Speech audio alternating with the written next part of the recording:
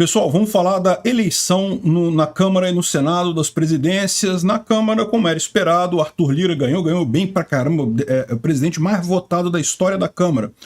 No Senado foi mais difícil para o Pacheco, mas o Pacheco ganhou também. Vamos entender o que isso significa no conjunto geral das coisas, né? Essas notícias foram sugeridas por Baby, o Porquinho, presidente do Senado, Temer Vampirão botou coleira no Xandão e várias outras pessoas. Obrigado aí ao pessoal que sugeriu as notícias. Obrigado a você que está assistindo o nosso vídeo. Se você gosta do nosso conteúdo, por favor, deixe o seu like e se inscreva aqui no canal, né? Pois bem, olha que coisa, né? O Pacheco ganhou. Na verdade, isso não era uma coisa totalmente inesperada, não. Como eu falei o tempo todo, tinha muita negociação por trás dos panos. É verdade, nos últimos momentos ali, a gente achou que poderia ter uma chance mesmo do Marinho ganhar.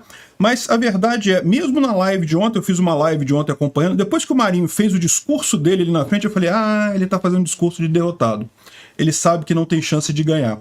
Pelo tom do discurso dele, já foi, não, que a importância de você ter uma oposição altiva no Senado. Mas enfim, mas isso aqui não foi ruim, essa eleição não, tá? É aquilo que eu falei para vocês, era uma chance pequena.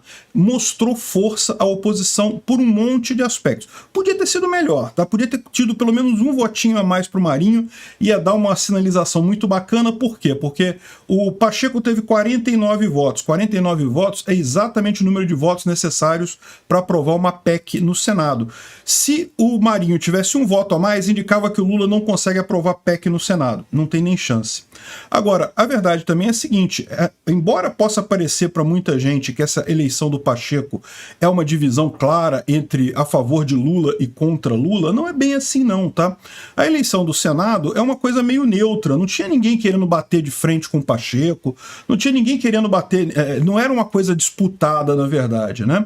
Então, assim, eu acho que numa votação de PEC é muito provável que a oposição consiga comer mais uns votinhos ali contrários a uma PEC impedindo que o governo Lula passe isso no Senado. Não tirou totalmente essa possibilidade. Se vocês lembram, o Lula estava esperando que o Pacheco ia ganhar com 51 a 55 votos. Essa era a expectativa. Eles estavam tranquilos com isso daí, né? Ganharam, mas não ganharam fácil, não. Vamos entender o que aconteceu aqui, né? Primeiro, como eu falei com vocês, desde o início, era difícil o Marinho ganhar, né? O mais provável era que o Pacheco ganhasse mesmo. Mas no último dia, nos dois últimos dias ali, deu uma confusão, deu a impressão de que poderia dar o Marinho de verdade, né? E segundo o Congresso Conexão Política está falando aqui que o Marinho tem mais apoio declarado do que o Rodrigo Pacheco. De fato, se você for aqui no como vota senador, que era o placar dos votos declarados, né? Tinha 38 declarados para o Marinho, então isso significa que, no caso aqui, pelo menos 7 pessoas furaram, né? Disseram que iriam votar e não votaram. Então, o que aconteceu, né? Você viu aqui, estava tudo bem. Ainda teve, antes do início da votação, podia ter o Girão, poderia dar problema, o Girão foi lá e tirou a candidatura dele. Então, mais um sinal bom, assim, de que, poxa, né, vamos tentar, o Marinho vai tentar e coisa e tal. O que aconteceu? A primeira coisa que aconteceu foi uma ofensiva muito grande para garantir o voto secreto.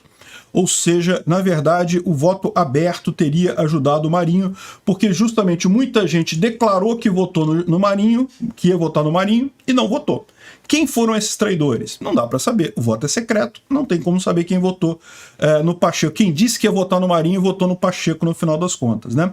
Se o voto fosse aberto, teria como. E o pessoal até tentou, o Girão até tentou ensaiar uma coisa similar ao que foi feito em 2019 e 2021, em que os senadores, o voto era fechado, mas os senadores abriam e mostravam o voto. Eu estou votando no Marinho, e botava lá.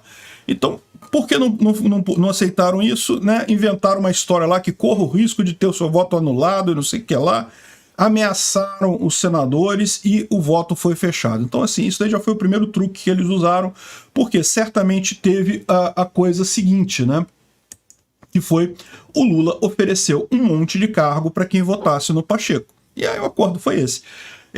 Lula fez lá a compra de carro, é um absurdo isso, é uma coisa que não deveria acontecer, mas ele fez e faz parte da política, e é justamente por isso que faziam tanto questão de voto fechado, porque teve gente que falou que ia votar no Marinho, mas votou no Pacheco, justamente porque deve ter recebido um carguinho, alguma coisa ali, né? Teve também, lógico, 13 ministros do Lula que foram exonerados para tomar posse no Congresso e eleger o comando da Câmara e do Senado, né? Realmente impressionante o número, né? No Senado foram 5. Com mais a Câmara foram 13, ou seja, isso vê que o Lula ficou preocupado, né? Ele precisou tirar os ministros, precisou uma eleição que eles achavam que estava ganha, eles já achavam que já estava ganha essa eleição. Precisou oferecer um monte de cargo, precisou fazer aquela ameaça. Vocês lembram dessa ameaça que a gente leu alguns dias atrás aqui? Eles ficaram preocupados aqui. Estavam projetando 51 a 55 votos, o Padilha abriu o cardápio de cargos ainda não preenchidos para ajudar, e teve o STF que falou que não, que olha só, se não for o Pacheco, o STF vai conversar, um diálogo que se daria em outros termos, claro. Aí o pessoal, muita gente vê isso assim, ah não, olha só, então tá vendo como o Lula é forte, como é que ele conseguiu o que ele queria e coisa e tal? Gente, olha só, capital político se gasta. Os cargos que ele ofereceu dessa vez, ele não vai poder oferecer de novo. Cada cargo que ele oferece para um partido, ele cria rusgas dentro do partido, ele cria problemas para a própria correlação de forças dele lá. Capital político se gasta. No final das contas, o Lula precisou gastar o capital político dele, empenhar a máquina do governo, sacrificar cargos que de outra forma ele faria outra coisa com aqueles cargos, para poder garantir a vitória do Pacheco. Então sim, isso foi uma demonstração de força da oposição. Foi muito bom no final das contas. Não foi tão bom quanto poderia ser, é o que eu falo. Se tivesse um votinho a mais para o Marinho, eu já ficava mais satisfeito, que a gente poderia dizer que não tinha nem chance de PEC passar no Senado. Não teve. Mas mesmo assim, como ficou bem no limite, isso não deixa o Lula tranquilo, não. E é o próprio pessoal da esquerda que está falando aqui, ó. A Folha de São Paulo falando aqui, ó, Lula esgota crédito do 8 de janeiro com as eleições do Congresso e o governo começa agora. É aquilo que eu falei para vocês, né? Os golpistas de merda do dia 8, que fizeram aquela lambança lá no Congresso, atrapalharam, ajudaram o governo Lula pra caramba, deram a ele um crédito, uma folga enorme. De qualquer forma, a visão até da esquerda é que o Lula gastou esse capital político todo para tentar conter a rebelião no Senado. Se não fizesse isso, a chance do Marinho era real, havia essa chance de verdade. Então, veja como isso no final das contas é positivo. O Lula gastou capital político, se gasta. Se você empenha para eleger o Pacheco, ok, foi uma decisão do Lula, uma decisão importante, é lógico, ele sabe que sem o Pacheco na presidência do Senado, ele teria muito mais dificuldade ali no Senado, né? Então para ele foi muito importante o Pacheco ganhar ali, e foi ruim pra gente o Pacheco ter ganho, não vou esconder isso não, foi ruim. O Lula pode ter garantia que ele vai conseguir aprovar alguma coisa no Senado, pelo menos botar em votação ele vai conseguir. Chance de impeachment do ministro Supremo? Esquece, não vai ter nada. Nesses 2 anos que vai ficar o Pacheco não vai ter nada. Agora, é aquele negócio, gastaram o crédito político, foi uma coisa positiva, estão menos propensos a alguma coisa a partir de agora, vai ser mais difícil para o Lula equilibrar a coalizão de forças dele a partir de agora, né? Bom, teve outras 2 coisas, então assim, é o que eu falo para vocês, foi o ideal? Não, não foi o ideal, foi uma derrota, não tenho o que dizer. Agora, eu vi muito um bolsonarista aí, tipo assim, com clima de, ai meu Deus, acabou o mundo, agora já era, o Brasil já não serve para nada. Gente, foi uma eleição para presidente do Senado, não é essas coisas todas também de diferença no final das contas. O que vai fazer muita diferença é o apoio dos deputados e senadores depois para as medidas. E aquilo que eu falo, no final das contas, a presidência do Senado não é uma coisa que seja tão divisiva quanto, por exemplo, uma PEC da Guarda Nacional Bolivariana do Lula. Eu tenho a impressão que muita gente que votou a favor do Pacheco não votaria a favor de uma PEC, até porque, no caso de votar da PEC, é voto aberto. Então todos os eleitores daquela pessoa saberiam como ela votou. Então, assim, eu não vejo essa coisa como uma grande vantagem do Lula, não. Ou seja, eles ganharam no mínimo possível, ali abaixo do que eles esperavam que ia ganhar, e tiveram que entrar com a tropa, oferecer cargo, fazer um monte de coisa, tiveram que gastar capital político. Então não foi de todo ruim, não, né? A Damares diz que nem o Bolsonaro teria feito o Marinho vencer no Senado. Outra coisa que é importante notar nesse tipo de coisa é que quando os senadores votam para a presidência do Senado, é lógico que eles pensam em termos ideológicos, mas eles pensam principalmente em termos internos, tá? O presidente do Senado pode sacanear um senador, pode ajudar um senador, ele tem que manter as coisas equilibradas e coisa e tal. Então, no final das contas, isso muitas vezes leva mais em consideração do que se é apoiado pelo Lula ou é apoiado pelo Bolsonaro, né? Então, De novo, não estou dizendo que não foi uma derrota sim. O que eu estou dizendo é que não foi uma derrota para se chorar, como eu estou vendo algumas pessoas aí. Aliás, eu acho que isso é um problema que eu tenho visto entre libertários e entre o pessoal da direita também, um certo pessimismo de achar assim, ah não, o Brasil acabou, agora já era. Ai, meu Deus.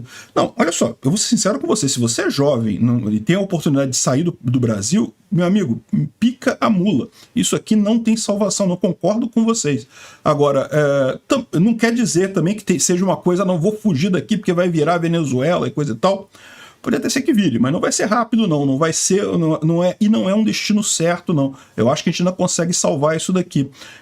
Tem que tomar muito cuidado com essa sensação de que não, nada pode ser feito, tudo está perdido, porque aí o pessoal começa a acreditar em soluções mágicas, mirabolantes, que não é a solução de fato. Golpe militar e não sei o que lá, intervenção alienígena. Gente, não, isso não existe, não vai ter isso, tá? O que vai ter é a política, vamos ver.